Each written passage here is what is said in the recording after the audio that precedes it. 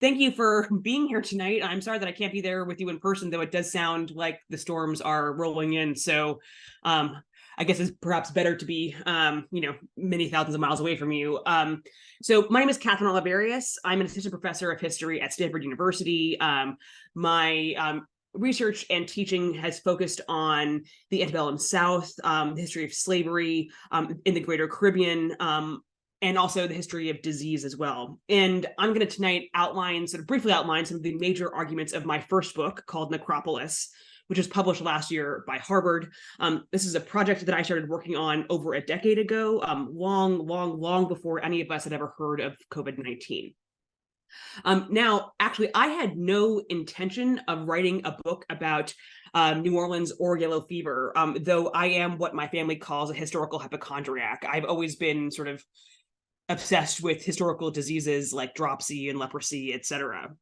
And actually, I had an entirely different idea for my PhD going into it. And what I knew about yellow fever was basically that, it was still a disease. It was mosquito-borne, that it had been a serious disease in the past, but I didn't really know that much more about it. But when I actually got into the archives in New Orleans for the first time back in 2010 or so, I was shocked, just utterly shocked to see just how much everyone talked about yellow fever and how much, basically every source after source after source was just covered with references to this disease. So I came home from this trip and a few paradoxes kept eating at me, and actually continue to eat at me still. So first, the big one. How did people in antebellum New Orleans, this is the nation's deadliest city by far, how did they cope with living amid such a terrifying and incurable disease? Second, why was yellow fever such a big problem here in the first place? So why did this city, this key node of American capitalism in the 19th century, this is literally the hub of the American slave, cotton, and sugar kingdoms, why did the city do so little to combat the threat of epidemic disease, even as other US cities like Philadelphia, like New York, even Charleston, even as they were launching significant and actually quite successful public health campaigns to rein in epidemic disease? And third, and this is kind of a big one here, so why did people who could have gone literally anywhere else, these are free people, white free people, why did they choose to come to a city with triple the national mortality average, a place where they effectively cut their life expectancies short by 20 years? And for a slave society where people literally were embodied capital, shouldn't epidemic disease have been at the top of the concern list? So in short, how can we account for the dual rise of New Orleans as both the hub of America's slave and cotton kingdoms and also the nation's necropolis? So I argue that if you want to understand antebellum capitalism, class rule, and the explosion of racial slavery across the Mississippi Valley, as well as nativism, and also the sort of post-war decline of New Orleans after the Civil War, you have to incorporate disease into any analysis, because what we have here is not only slave racial capitalism, but also immunocapitalism. And I'll explain what I mean by that in a moment. So to kick off, let me take you for sort of back in time for this very brief crash course in deep Southern history, a history that some of you are probably quite familiar with, or at least can sort of recall from AP US history years ago, only with an epidemiological twist. So in 1803, France ceded official control of Louisiana to the United States. So you can see Louisiana here. This is not just the state. This is this whole vast area that spreads all the way up to Canada, all the way west to the Rockies, and actually really, from the Mississippi River west to the Rockies, a huge amount of area. So overnight, the territory of the US doubled, and New Orleans became the nation's 9th largest city and an immensely valuable strategic possession. Because essentially, if you think about it, New Orleans provides access to the entire Mississippi River Valley, all the way up, to the Missouri River, far north, and the Ohio River, of course, too. Now, Americans are obviously very, very excited about this in 1803, but they quickly discovered what a century of French and Spanish colonists had learned the hard way, that the lower Mississippi Valley was no place for a city, actually. This is a swamp, and this sits basically just 1 foot above sea level. Now, New Orleans' main ecological limitations. This is overwhelming amounts of water from the sea, from the river, from the sky, and from the ground. This was very obvious, prompting more than one disgruntled traveler to suggest that, quote, this was the most disagreeable place on the face of the whole globe, more bilge water than backwater. Now, officials in Paris and Madrid bemoaned that New Orleans was so filthy and soggy that no sane person would go here. In fact, as the last colonial governor, the Spanish colonial governor of New Orleans or Louisiana warned in 1795, if some drainage was not undertaken in New Orleans, it would be necessary to abandon the town in less than 3 or 4 years. But by the 19th century, imperial powers were willing to put up with just about any environmental risk at New Orleans for 2 very important reasons. Those are cotton and sugar. These are sources of immense wealth that exploded onto the scene in the 1790s. And these crops promised transformative wealth for white individuals and nations. These are mostly slave-grown crops, and these are exploding in the Louisiana area, basically because there's a market gap that's been left by the revolution in Saint-Domingue, or today Haiti. And so Louisiana is filling this gap. So people now seeking to capitalize on these new crops, they swarm in to the Deep South. They swarm in from the northern states, from Europe, from the Caribbean, and of course through the domestic slave trade. And in fact, New Orleans, before the Civil War, was the second most popular immigrant destination after New York City. So huge numbers of people, tens of thousands of people, are flooding into New Orleans. But as cotton exports exploded, and white individuals grew richer, and the population exploded, New Orleans also grew filthier. So cramped houses filled with dozens of immunologically weak and malnourished immigrants basically flew up overnight all over town. The streets and the sewers were basically synonymous. Visitors frequently commented that garbage piles were so disgusting that they could be smelled a mile away, and they emitted this actually visible thick green steam. In cemeteries, bodies literally what was called reappeared, because New Orleans is so close to the water table that a body buried in the ground would literally float to the surface after a light rain or a light flood. It's horrifying stuff. And almost everyone complained about the mosquitoes. Now, epidemic yellow fever, not endemic, but epidemic yellow fever in a non-endemic region requires a trifecta of conditions to emerge. First, a hot and humid climate. Second, a large and densely packed human population of non-immunes. So these are people who have never had the disease before, who are vulnerable to the virus.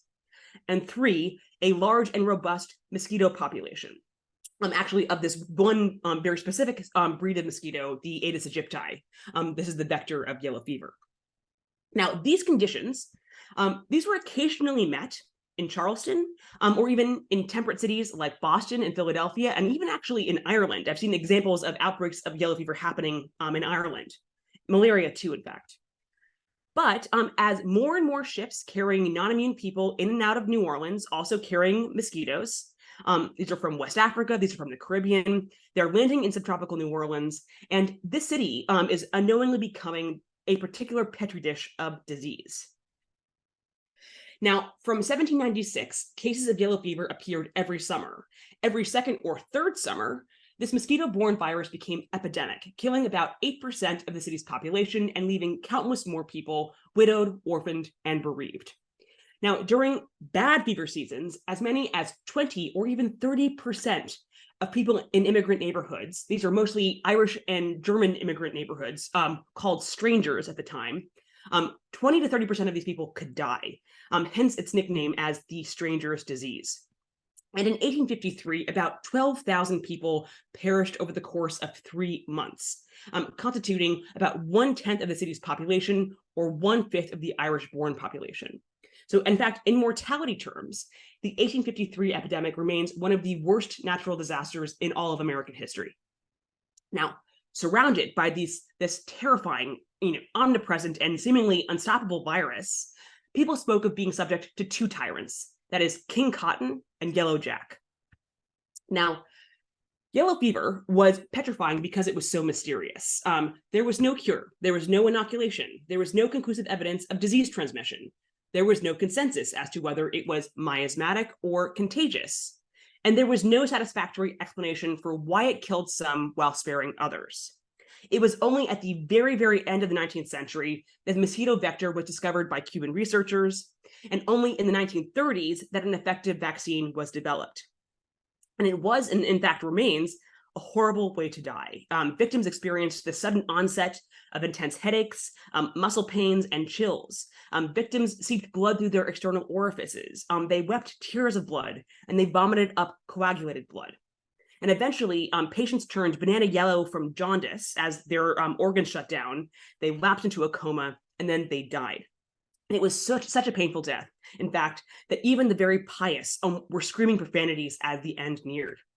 Now, the luckiest people contracted milder sort of flu-like cases in childhood. And this would happen around the same time that they developed immunity to other childhood diseases like measles and mumps and scarlet fever and rubella. But the odds were not good overall. So if you were to fall sick with yellow fever in the 19th century, you would have about a 50% chance of dying from the illness. You also had an equally likely chance of surviving and gaining lifetime immunity. More on that in a second. Now, in total, yellow fever killed approximately 150,000 people in New Orleans during the 19th century, and perhaps 250,000 people across the Deep South. Now, the data on this is somewhat shaky. It took me many years, in fact, to come up with a sort of composite image of this, of how many deaths actually happened. I'm happy to answer any questions about that after.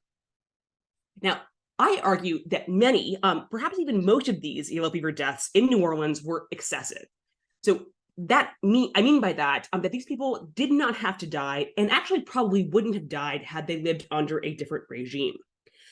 Steps could have been taken by government and by commerce to mitigate disease risk, just as happened in other US cities, and also in cities even further abroad in Europe and in South America.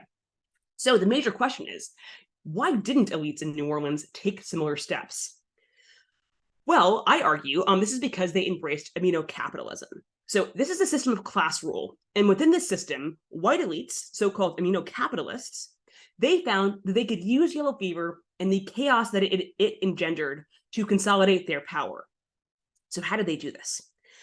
Because immune elites found that rampant disease kept the laboring classes, that's both free and enslaved, vulnerable. It justified a massive and expanding system of racial slavery, and it insulated them from economic and social competition. So politicians in New Orleans insisted that disease, like hurricanes or floods, was a problem with literally no solution, and therefore that all tax revenue spent on quarantines, on hospitals, on garbage removal, on sanitation was wasted. Never mind that quarantine had often worked in Boston or Philadelphia or Genoa to suppress yellow fever, or that sanitation measures had significantly increased life expectancy in New York. This was deemed utterly irrelevant. Instead, politicians maintained with a kind of righteous fatalism that the state bore literally no responsibility for the public's health. Rather, it was the individual's duty to get acclimated, as it was called. That is, they should actively seek out disease, they should fall sick with yellow fever and survive and thereby become immune. Now, in this manner, disease and immunity literally became a part of the class structure, and the perverse incentives of seeking out immunity, I argue, warped the shape of this society. So, as many historians have shown, and this is probably the sort of structure that you're most familiar with, New Orleans was an outlier among American cities. It was characterized by its kind of Caribbean-esque tripartite social system of whites, free Black people, and enslaved people. But there was another invisible hierarchy at work that commingled with this racial hierarchy.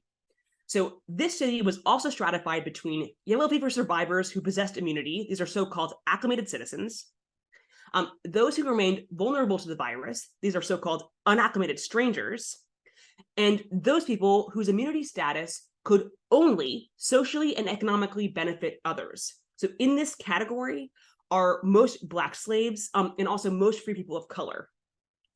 Also in this category, we could also probably lump the dead too. These are people who were at the time sort of deemed insufficiently brave or manly to have survived in the first place. We'll talk more about this last group in a few minutes. Now, immunity to yellow fever was euphemized with phrases like acclimation or seasoning or creolization. These are words that maybe you've heard otherwise. Seasoning in particular, that's kind of the other major one. Now, immunity was and is an objective biological reality, but proving immunity was tricky, even actually impossible, but this is before diagnostic blood testing, because unlike smallpox or syphilis, yellow fever does not leave physical scars. Not everyone exhibited the signature symptom of black vomit. Some people, in fact, had asymptomatic cases. Physicians disagreed as to whether yellow fever was a discrete illness, and they often confused it with malaria and dengue fever. These are also very common diseases in the Deep South. So this all-important life-saving protection, then, yellow fever immunity, remained subjective and performative. It's invisible. This is a matter of faith as much as fact. Now, if you went back to the 1850s and you asked a dozen people on Bourbon Street to define acclimation, you would probably get, 3 dozen different responses. There's really no agreed on definition as to what acclimation actually is. So one person might respond that acclimation was simply the body's sort of years-long reconciliation to the climate and the atmosphere. Another person might laugh at your ignorance and tell you that only surviving a very serious case of yellow fever all the way up to black vomit made a person acclimated. Another person might ask you to sort of think about acclimation more holistically, to consider acclimation as an initiation of sorts into the climate and the culture of Louisiana.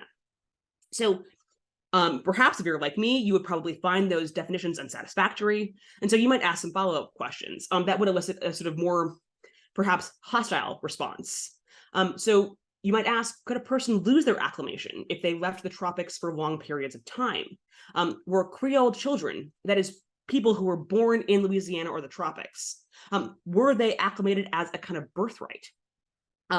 Or did mild cases of yellow fever lead to full acclimations?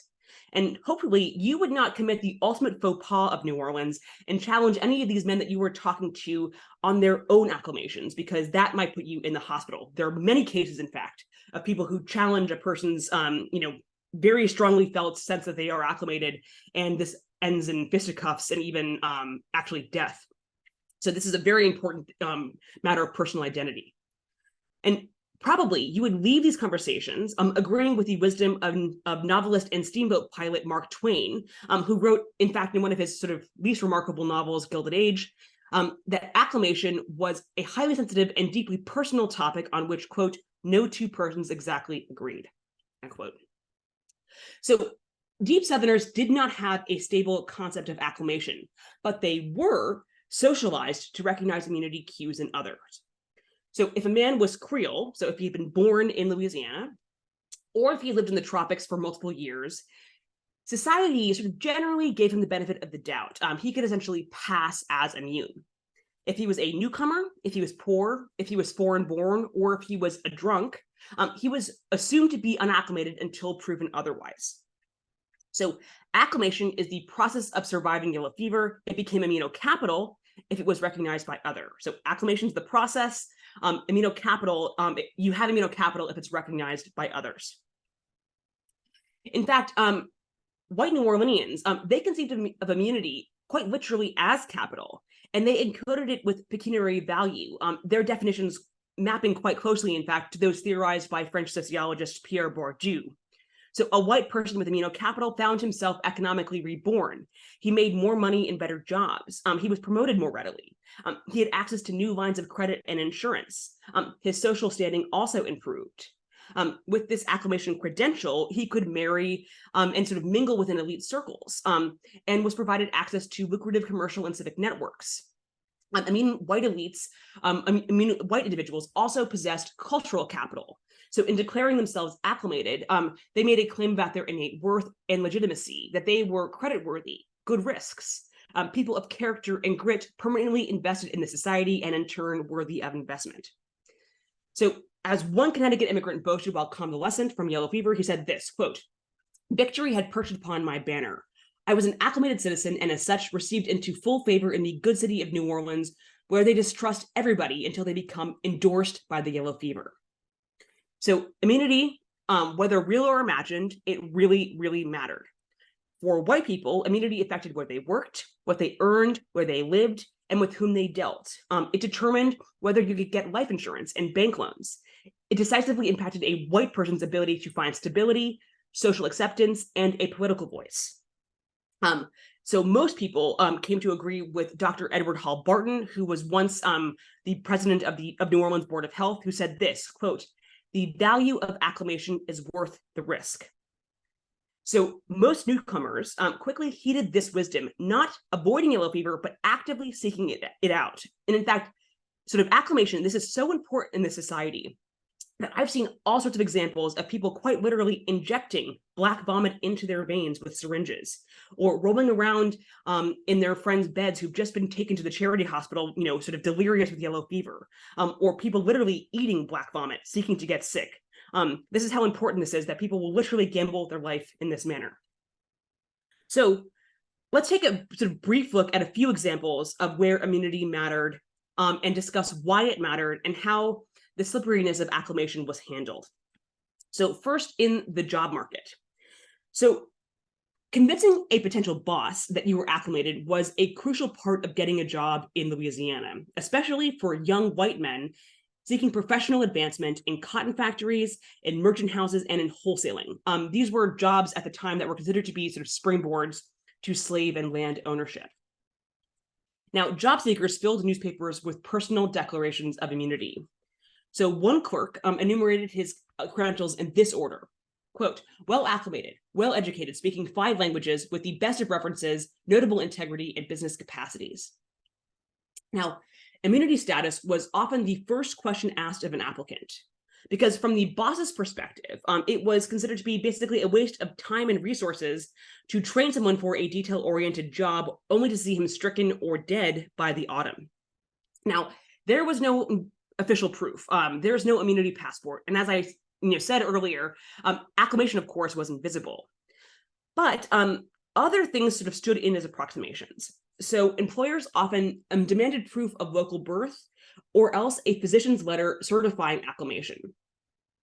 But even after rigorous acclimation screening, employees still died in droves. As one traveler noted after the epidemic of 1836, quote, "5 perished out of one counting house. Another house buried their bookkeeper, employed another, buried him, and employed a third before the dead season had passed," end quote.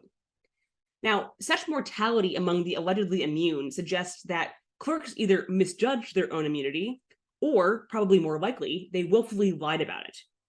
Now, this was a high-risk lie, because false declarations of acclimation merited termination. It was considered to be a sort of unimpeachable sign of untrustworthiness.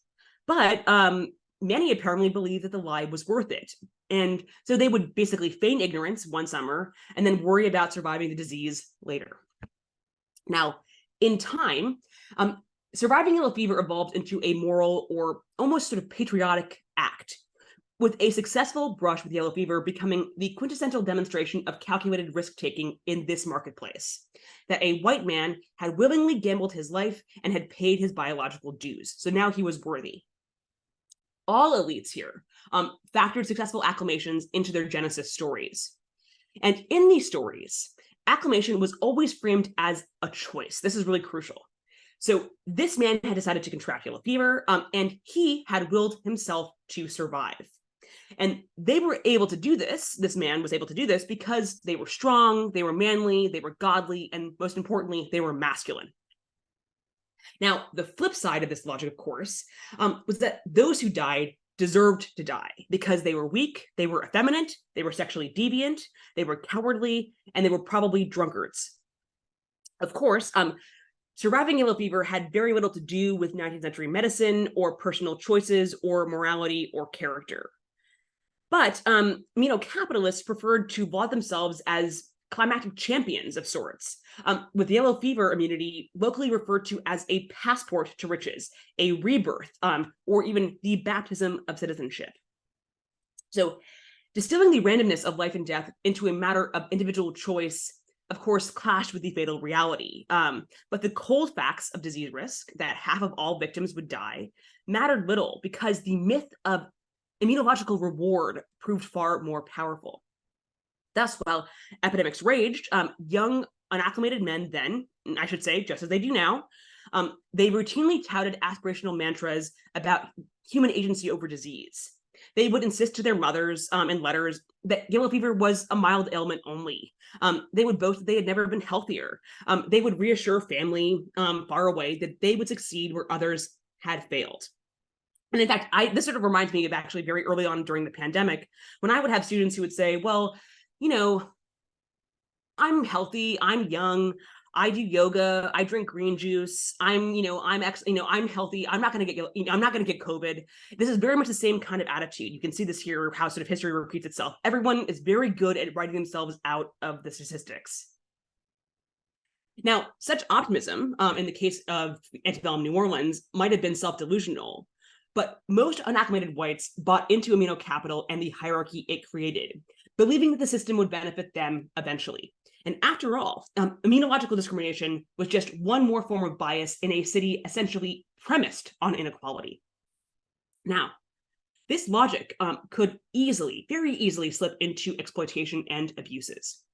So recruited directly off the boat, thousands of Irishmen built the New Basin Canal in the 1830s. So working in utterly ghastly conditions, about 10,000 Irishmen died from yellow fever while digging this 4-mile stretch of canal. But the bosses on this project, they did not blink an eye. And actually, they preferred a labor model that focused on replacing the dead rather than keeping them alive because high turnover cost them nothing. Employers in those days, of course, had absolutely no obligations for worker safety or healthcare. And of course, many people also considered enslaved people to be too expensive to employ in such projects because if an enslaved person died, there was a monetary value associated to that person that the city would have to pay. So mass death among Irish immigrants cost them literally nothing. And as a happy side effect for elites, was that this also impeded laborers' ability to organize and demand better pay, conditions, and rights because they were literally dying, and this kept them desperate. Now, just sort of switching gears here, acclimation also played a crucial role in the marriage market. So emphatically, New Orleanians argued that men could not fulfill their patriarchal duties to their wives and to their children until they were acclimated. And only acclimated women, it was believed, could reliably survive long enough to perform the feminine rites associated with marriage. This is, mostly having children. As one newspaper described it, quote, "The acclimated girl is a treasure, and though she may not have yellow hair, if she has had the yellow fever, she is worth a mint of money," end quote. Now, men screened their potential wives for acclimation. You see this all over diaries and letters. They would ask questions like this: "Miss, have you ever had the yellow fever? Was it a typical case? Are you certain that your physician was correct in his diagnosis?" And if she answered these questions in the affirmative, then the courtship could begin. Now, a second place that acclimation played a really sort of crucial role was in life insurance. I'm actually working on a sort of side project about this right now, about life insurance in the 19th century and the way that Americans died. The sort of yellow fever was not the major cause of death. Consumption was the major cause of death. So that's pulmonary tuberculosis. About 20% of Americans died from that. But yellow fever caused a lot of problems, in fact, for insurers.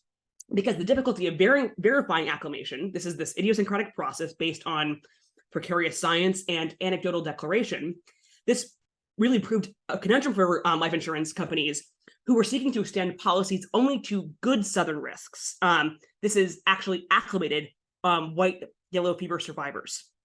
So underwriters, who in the 19th century are mostly based around Boston and Hartford, Connecticut, they essentially guessed at how to set rates for the South, especially for the Deep South. And most of them carved out class 6, which you can see here in yellow, this very small little area, from the rest of the South, and said that all unacclimated people here were essentially uninsurable. You just couldn't get insurance. Meanwhile, acclimated men were insurable, but only with a substantial climate premium of about 5% on the whole value of the policy each year to offset the extra risk. And this is actually really, really expensive. So here I've sort of made a little crib sheet. So if you were a healthy 20-year-old in Boston, a man, white man in this time, you would pay about $17.70 for a $1,000 whole life policy per year. That's quite a bit of money, but it's manageable for a person who's making about $41 a month, a middle-class professional. But if you live in New Orleans, you're going to be asked, you're paid, first of all, you're paid a substantially smaller wage overall, about $30 per month. And you need to have $67.70 in cash each year to furnish this $1,000 life policy. So this really made it, you basically put it out of reach for a lot of Southerners. Now, determining whether a person was acclimated came down to a medical exam. And this examiner was generally a Southern doctor who was trained to see acclimation as both a biological and a cultural marker. And medical exams were marked by hazy memories. Policy seekers had to remember the specific year and month of their brush with yellow fever, often many decades later. They had to recount all of their symptoms, and they had to produce witnesses. And then, like now, in fact, a lot of policy seekers lied on their applications, especially, in fact, about alcohol use. They always downplayed the amount they drank. So let's look very briefly at what this looked like in practice. So this is the application of Robert Purvis, who was a 44-year-old cotton broker who applied to New England Mutual for a $4,000 whole life policy in 1845. Now, Purvis wrote this at the top of his application, quote, "Born in Scotland, resides in Mobile, Alabama, came to this country in 1821, have lived ever since in the Southern country, and I consider myself as an acclimated Southerner." So, was he acclimated? Well, maybe. Purvis did also note that his brother had died of yellow fever in Guadalupe while he was stationed with the British Army. But Purvis also said that he had always been healthier than his brother, and that he'd only ever had one small attack of country fever many years before.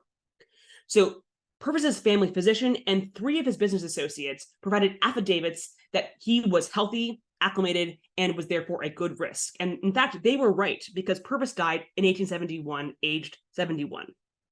But the disproportionate numbers of Southern death claims, all from allegedly acclimated people, proved that many, many, many unacclimated men passed their medical exams. And so by the 1850s, most insurers denied all applicants from Class 6 unless they could prove that they had lived through multiple epidemics and also paid a very large climate premium and agreed to travel restrictions.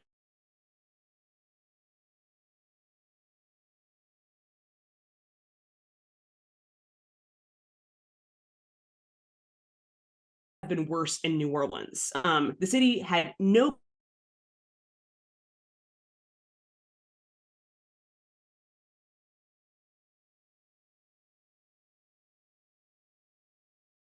repeatedly buckled under pressure from the business community, and outside of the charity hospital, the city had very few places for poor victims or enslaved victims of disease to receive care. Now, not until the devastating epidemic of 1878, following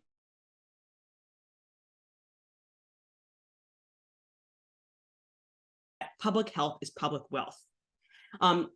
Then they would more reliably drain streets and implement quarantines. But such progress was for a later generation.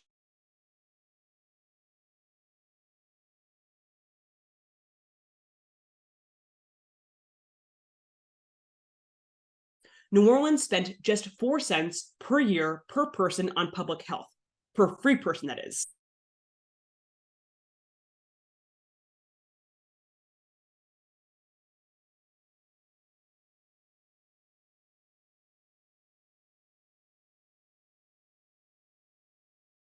To combat disease. So no sewerage, no sanitation, and no quarantines. Though it was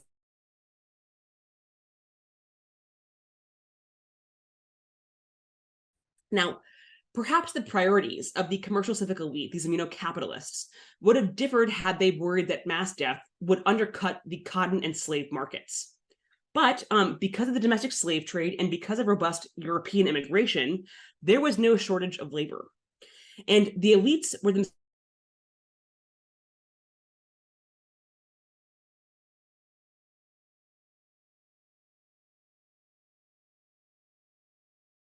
from the government. So others simply would have to do so as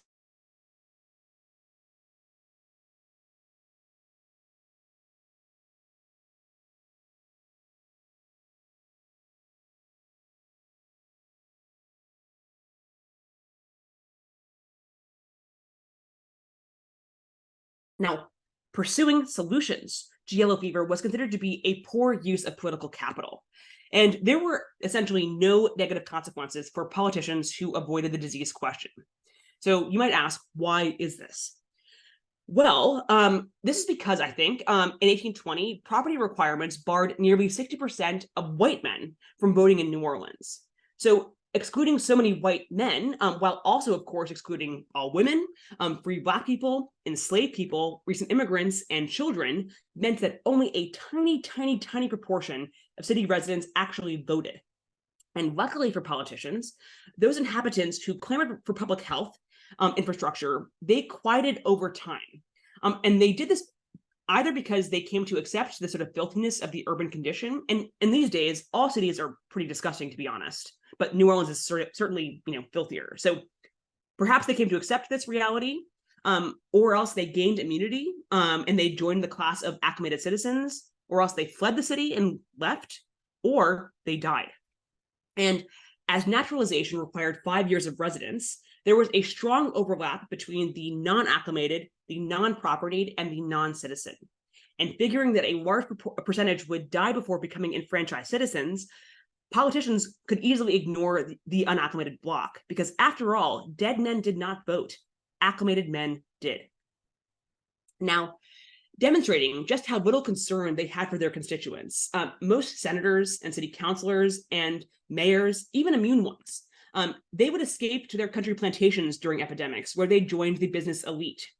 So Baron Fontalba, who was the last colonial governor of Louisiana, he related that he and a party fled the city in 1796 during the epidemic because it was just too melancholy in town. And when he was in the country, they banned all talk of death. They started drinking, and they amused themselves with jokes and games and debauchery. This is sort of a scene quite reminiscent of Boccaccio's 10 fleeing the ravages of the Black Death in Italy. Now, political absenteeism during epidemics was the norm, and it crippled the function of government. So, for example, in the summer of 1804, this is the first real year of American rule in New Orleans. This is also an epidemic season in which 1/6 of the population of the city died. 7 meetings of the city council were canceled because just no councilors showed up. They were all off hungover, honestly, actually. There's a lot of evidence to that effect. They were just at their plantations, very hungover, just didn't even bother. And in 1853, the year of the city's worst epidemic, with about 12,000 deaths, politicians fled before passing any kind of public health appropriations bill. So for 4 months that summer, during this terrible, environmental crisis, the city had literally no government. Now, yellow fever also factored very heavily into election scheduling, with the Whigs, the Democrats, and the Know-Nothings routinely jockeying to schedule elections for when it suited them, for when really unacclimated people were most likely to have fled town or else were too sick or scared to vote. Now, Bernard Marigny, so one of the richest and most powerful Louisiana planters, you might have spent time in the Faubourg of New Orleans, Marigny today, and might have had some drinks there. That is, because of course it still exists today. That was his plantation. He argued during the state's constitutional convention in 1845 that such seasonal gerrymandering was acceptable, quote, as no good citizen was afraid of yellow fever. Rather, acclimation was the baptism of citizenship, offering a guarantee of devotion to the country, end quote.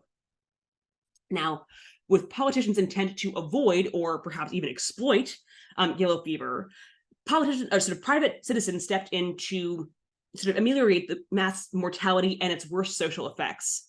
So New Orleans, then in fact, even as now, was internationally famous for its charity, with its safety net constructed and financed almost entirely by private and professional associations, foreign consulates, and especially the Catholic Church.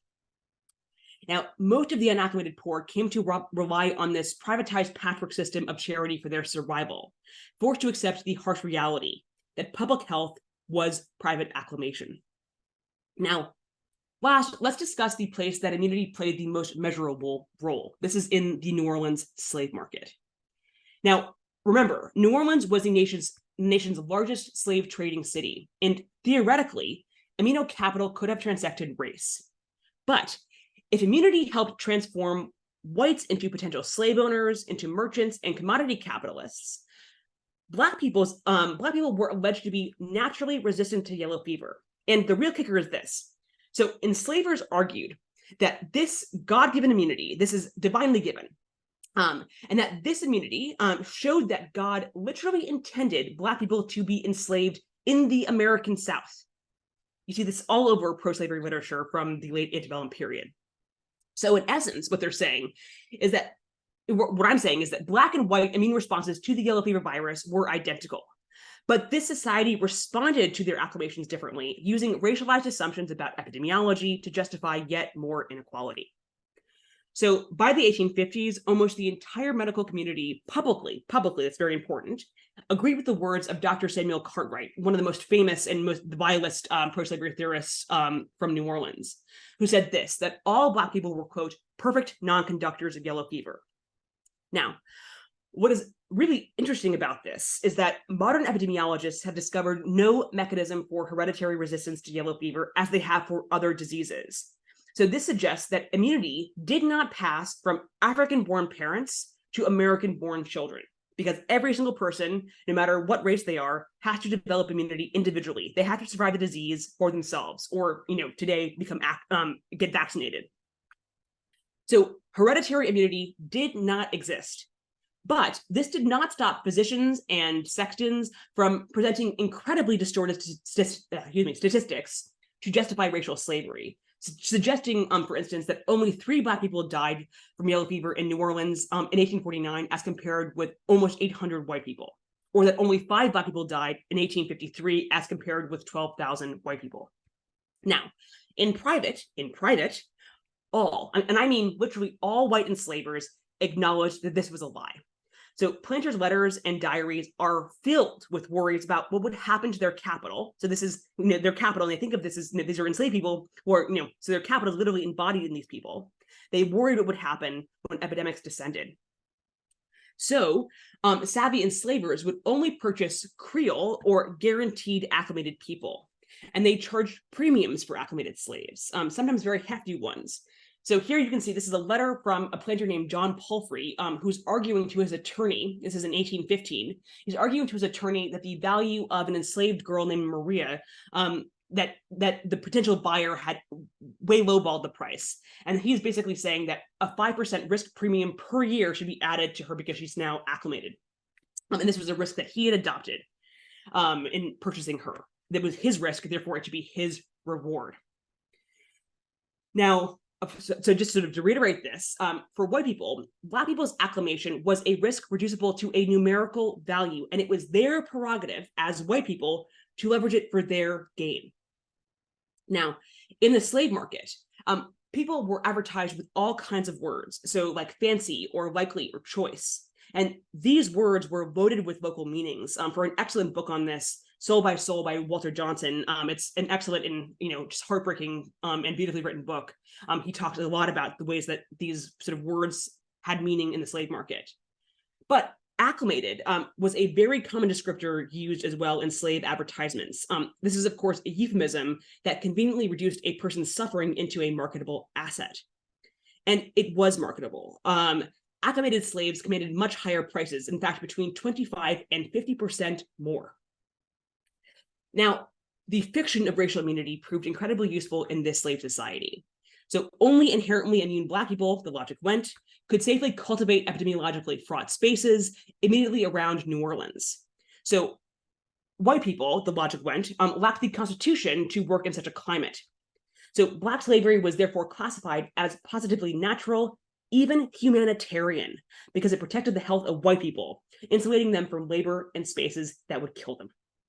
Now, this thinking was nothing short of alchemy, but yellow fever ideology proved incredibly malleable. So in fact, listen to this. In 1853, one newspaper argued that as divine punishment, Black people somehow magically lost their natural resistance to yellow fever in freedom. How this happened? Nobody could give an explanation, but apparently that was what happened. And another article maintained that the only people who died from yellow fever were abolitionists. Now, this is, of course, untrue. And enslaved people, of course, probably did not see their immunity as an asset or a capitalist calculation in the same way that white people did. Petrified of yellow fever like everybody else, enslaved people could not flee or afford expensive doctors when they fell sick independently. So from the very, very few sources we have that were written by Black people, not mediated by white voice, and not mediated by white people, but written by Black people, we know that many enslaved people from Virginia or Kentucky remember that they feared being sold downriver, away from their families to Louisiana, precisely because of yellow fever. And in fact, if you've read the slave narrative of Solomon Northup or seen the movie 12 Years a Slave, in his second or third summer in Louisiana, he fell sick with yellow fever and he nearly died from it. And this was, such a sort of traumatic event for him that he, in his narrative, this covers many, many pages, and his incredible suffering from this disease. And of course, if immunity could save an enslaved person's life or constitute a key aspect of their personal identity, it added nothing to their personal wealth or social standing. Because as enslaved people were embodied capital, acclimation only enhanced the value and safety of that capital for their white owners. So in this society, Black people could possess immunity, but they could not benefit from immunocapital.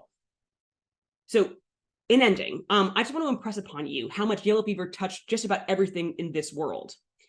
So yellow fever influenced the pace and schedule of the cotton and slave markets. Many doctors benefited from the disease status quo since it allowed them to charge what locals called yellow fever rates, or about double for questionable care. And in fact, eventually, many doctors made so much money off of these yellow fever rates that they graduated into the planter and political classes. Yellow fever mediated the relationship between state and citizen. It set the conditions for citizenship itself and delineated the size and responsibilities of government. Yellow fever also played a key role in shaping the South's aggrieved sectional identity in the years leading up to the Civil War. So defenses of slavery and defenses of the disease status quo began to align around each other and cross-fertilize, culminating in a vision of sectional distinctiveness and grievance that underpinned secession. And much like slavery, health and death became highly charged political issues, sort of lightning rods in the antebellum culture wars dividing the slave South from the free North. So what a white person in Louisiana said, and crucially did not say, about disease became a litmus test for their positions on other pressing political questions, like the proper role of government, states' rights, territorial expansion, and most of all, slavery. So by the Civil War, you see many, many people in New Orleans who, were petrified of yellow fever just the year before, now claiming that yellow fever was not a problem at all. In fact, this was all fake news. This is concocted by jealous outsiders and abolitionists and Northerners to discredit the South. So yellow fever was not just background noise to the more resonant stories of the 19th century, that its westward expansion, or the explosion of racial slavery, or commodities, or civil war, but instead a crucial plot point in each. And I'll end with this. So New Orleans did not have to be this way. There were alternative possibilities that the elite rejected, other ways of managing public health, of imagining self-making within a capitalist society, of thinking about disease and race, of managing disease and poverty. But immunocapitalism did not seek to be thoughtful because it was so furiously lucrative for the few and because it literally destroyed competition. So the result was a system that was shockingly short-sighted and shallow-rooted. This system would collapse if people stopped immigrating to New Orleans in large numbers, if the region lost its enslaved labor force, or if its dominance within the cotton export economy eroded. Now, all three of these processes did unfold after the Civil War, catching, in fact, the elite off guard. Now, why were they caught off guard about this? In part, this was because yellow fever narrowed people's imaginations, with many coming to accept that New Orleans, this is a city with triple the national mortality average, could be no other way than it was. Of course, that's untrue. Immunocapitalism was time-limited, arising in 19th century New Orleans only because capitalists improvised economic and social systems in a particular ecological and political framework that allowed them, with great success, to establish their own prosperity on the backs of others' exploitation.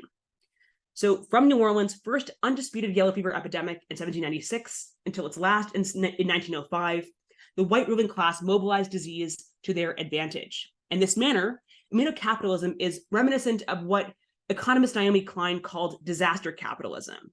So in this model, this is when governments or regimes take advantage of major disasters or shocks, as she calls them, to enact policies that the people would not normally accept.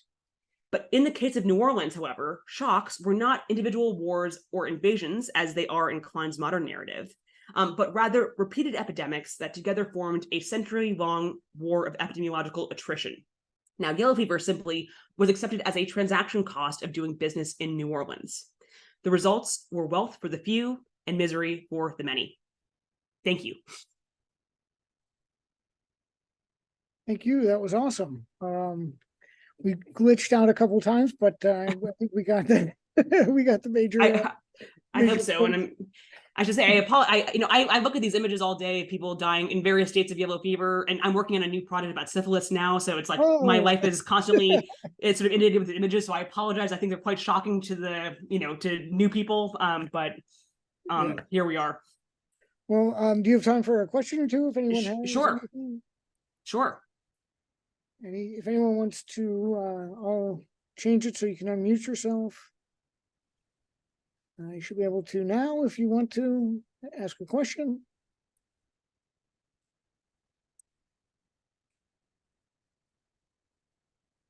We're coming in and out of my office. Well, I'll ask the question because you did bring it up and said you could address it in the comment in the question areas. How did you arrive at the total number, approximate, of dead? Sure. So this is probably one of the hardest parts of writing my entire book, because the fundamental problem is that the official data from New Orleans is purposely misleading. So what the city produced in the 19th century was designed to be basically propaganda. They purposely lowballed deaths. They misclassified obvious cases of yellow fever as something else. They would lean on doctors to misdiagnose obvious cases of yellow fever as malaria. So it was basically to not cause panic and not declare epidemics, and therefore not cause an exodus from the city or cause the implementation of quarantines. They really didn't want to do that because businessmen hated that. So what you do is you have this sort of baseline number, and so the city suggested, the data suggests from 1817, which is the first time that any official data was produced until 1905, approximately 41,000 people died from yellow fever. Now, we know that's a huge understatement because it misses whole years, in fact, that there were epidemics, pretty serious epidemics, and does not take into account, it doesn't take into account a whole lot of things. And very crucially, this data does not include enslaved people. Because it was held at the time that enslaved people could not die of yellow fever because they were Black. So therefore, they were never included in official statistics. So we know that the death rate was much, much, much higher. So what you have to do basically then is combine individual observations of city people, people around the cities. So you would, with that of private doctors, people who worked at the charity hospital, people who worked in private charities for the Catholic Church. Also the records of cemeteries and interments. And then also, there's a variety of different kinds of sources, and then also sort of epidemiological common sense to suggest where you get that number from. And I actually think, if I'm honest, I actually think that 150,000 is far too low. I think it could probably be double that, honestly, but it's better to be conservative in this than, overplay your hand.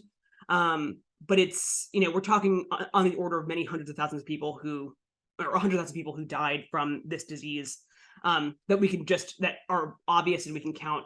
And if the sort of criteria changes ever so slightly, most certainly you could have a much larger number.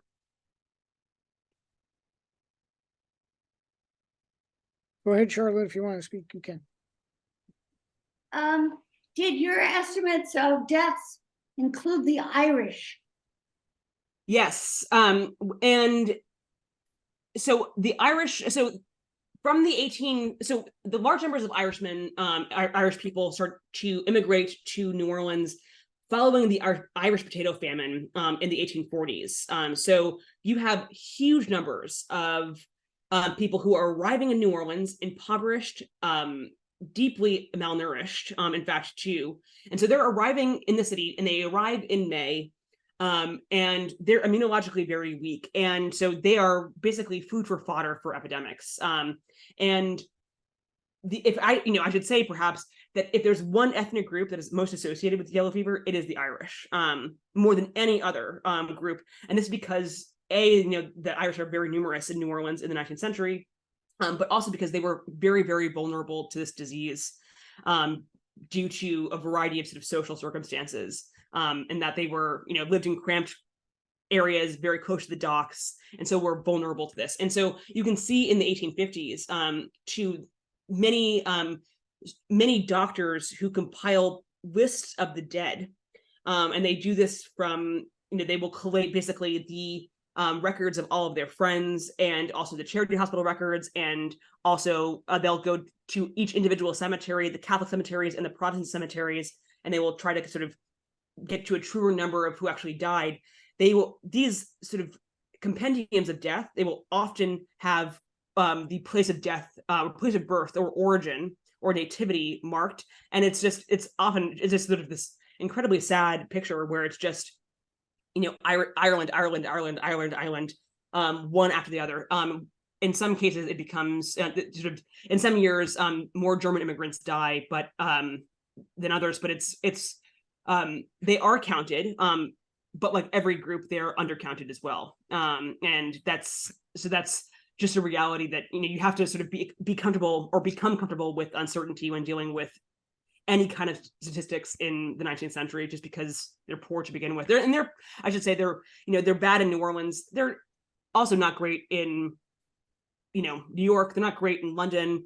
They're getting better in this time period. And there are people who are sort of seeking more statistical accuracy and even working on sort of statistical models to try to, so you don't have to count every individual person, but sort of come up with more likely, sort of more accurate and likely models of deaths. That's happening elsewhere. It's not happening in New Orleans. But every city is dangerous, and every place the record keeping is not 100% accurate, I should say. But the Irish are most certainly counted, but again, undercounted. Oh, wait, you're still muted, Charlotte. Hang on. All right, go ahead now. How long have you been working on this project? It sounds like a lifetime of work. Not 2 or 3. It feels like it sometimes. My family certainly feels this way, and my husband was hoping that my next project would be about something uplifting and the history of champagne or something, and instead it's not going to be. But it's been he's pretty sick of listening to stories of black vomit at the dinner table. This is my first book, and this is my PhD book. And the way that this sort of works in history is that this was my dissertation, or this formed the basis of my dissertation for my PhD.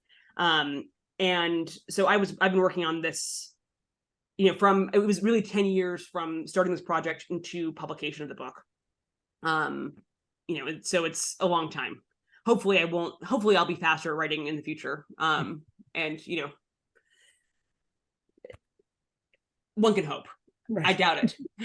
Did you have to live in New Orleans in order to do this? I didn't live in New Orleans, but I spent cumulatively 6 months more in archives, not just in also New Orleans, but also in Baton Rouge, in North Carolina, in a variety of different southern cities where there are archives. And one of the things that's actually really interesting about yellow fever is that in New Orleans is that yellow fever was so sort of shocking and shocking to observers in the 19th century that people wrote about it all the time. So the archive is literally covered with this.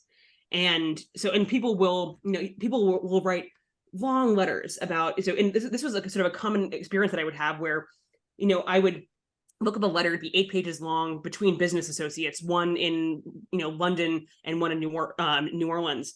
And, so this is an 8-page letter, and there'd be 2 paragraphs perhaps about cotton prices or about slave prices or about, the sort of economics, the stuff that we associate most readily with New Orleans. And then there'd be, the rest of the letter would just be about people's fears about yellow fever, about its impact on business, about their great fears that perhaps their kids aren't acclimated and what would happen to them, their symptoms. It's just like, it's all over every single source. And I just, in a strange way, I feel quite privileged in many ways to have sort of seen this in the archive. And I think in many ways it actually kind of, I don't recommend writing a book about disease amid a global pandemic. I wish, it was a little bit like art was imitating life too much for certain parts of 2020 and 2021. But yellow fever is sort of an interesting disease because it gave me a sort of, I think, sort of researching this book, it gave me sort of a taste perhaps of what it was like, even just a little bit, for people in the past. And we sort of felt this a little bit during COVID, I think, too, this kind of fear and not knowing that people experienced, every year for their whole lives in the 19th century. And I should say also, one of the things that's really interesting about yellow fever is that it's all over the archive. And this is the exact opposite of syphilis. This book that I'm working on this right now, so people would stand on the rooftop and they would shout, "I'm acclimated to yellow fever." Nobody talked about the fact that they had syphilis. That a single person. It is literally not in any letter. You don't put it in your diary. You try to lie to yourself about having it. It's like, it is the absolute opposite. And so it exercises actually kind of different historical muscle. And you have to have sort of more, you've got to qualify, your sort of thoughts more, which is kind of interesting. And it will make for, I'm having difficulty with this project in certain ways, but it's sort of fun actually to use that different kind of part of your historical brain for that.